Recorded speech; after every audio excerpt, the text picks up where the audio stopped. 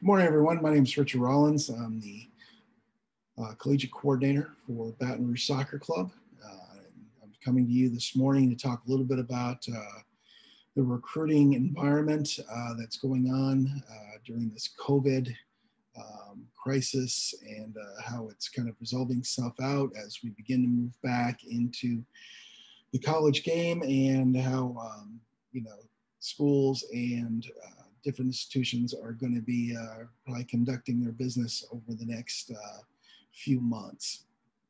Mostly what I want to talk to you about today are some basic things that we can do to make sure that our children are getting the most exposure or progress towards finding the schools that they would like to be involved in as possible. So I want to hit upon a few different topics. And the first one I want to go back to, and something we've talked about in various blogs before, is the NCAA website, ncaa.org, and the Eligibility Center, and how important it is to make sure that your child is registered in that center. If they're interested in a Division I or II program, they're going to have you create an account that has a $90 fee attached. It is important that you create that account. It gives information to the compliance officers and the schools involved about who your child is and where they are in various aspects of their academics and so on.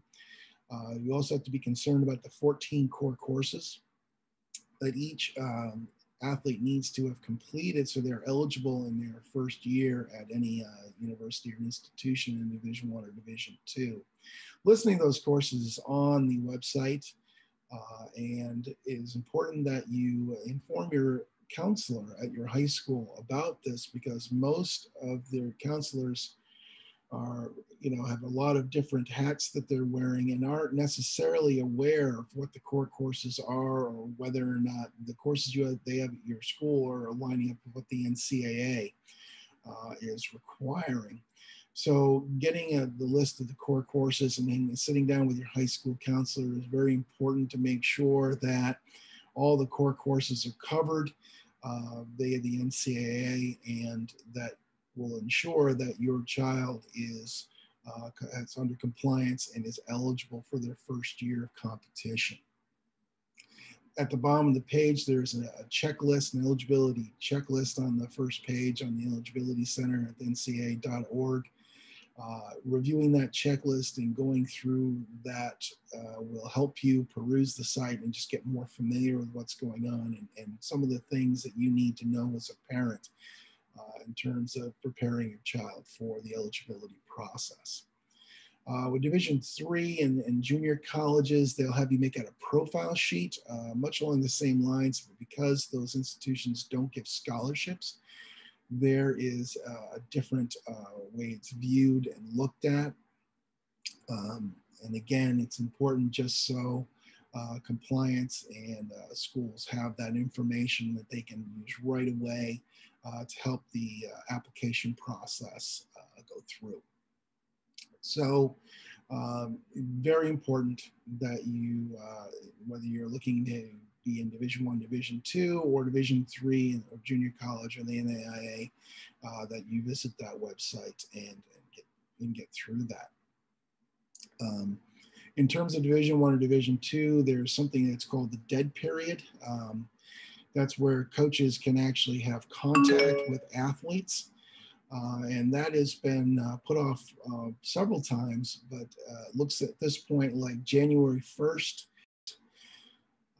And coaches are going to be able to start being able to make contact with athletes, again, direct contact. In Division III and junior college and the junior college level, they are able to do that now. So some of the things that come up with this is, how do we contact coaches, or how do we start advocating for ourselves? A couple of things that are very important to have. One would be to have a resume, much as you would for applying for any type of job. Having a resume would tell your contact information, academic progress. We can talk about also putting on there all the soccer experiences that you've had, as well as extracurricular activities outside of soccer as well, because a lot of schools are looking, especially from high school, for multi-sport athletes and people that are well-rounded to be at their institution. It's important that, with your resume, like any, document that you're sending to a coach, some people will try some things that are very fancy. Most of the time, coaches don't look at that. They want to know who you are, what the information is, who they can contact to find out more about you if they're interested in you as a player. If they know that you're interested in the institution, they want to have someone they can contact to find out about you and references who you are as a person. And obviously at BRSC, they can do that through me as our collegiate coordinator. My email is rrollins@brsoccer.org. And we can also put them in contact with your coaches as well and advocate for you. Some of the other things as well on the resume, we talked a little bit about all the activities, just making sure it's very clear and concise, because that's what coaches are looking for. They want something that's very simple that they can look at right away, get all the information they need. If you're emailing a coach, it's very important that the athlete themselves is doing the emailing. A lot of times some parents will email, and that's not always the best situation unless that parent already has a rapport with the coach. A lot of coaches are looking for people who are self-starters and are, taking care of their own situations. So having the athlete send the email is probably the best policy most of the time. Also, in those emails, you don't want to, throw out a whole bunch of information, much like the resume the coaches aren't going to really need. They want to know who you are,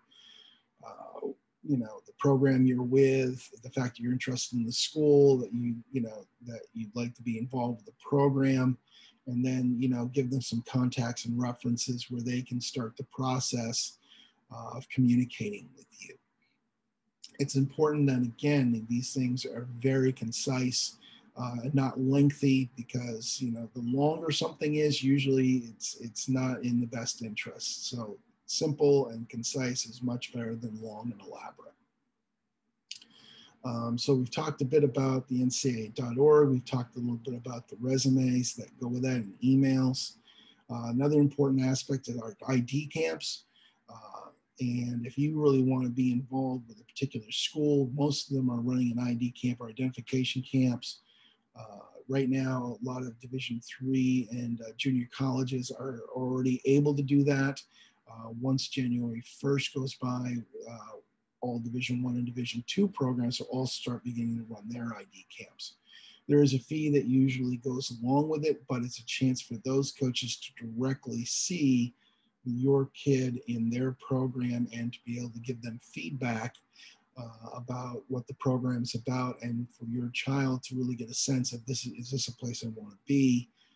Is this a program I want to be a part of, and so on. So you're really evaluating each other while you're at that ID camp, and a lot of times you're going to pick up some very good insight in terms of what's going on with their program.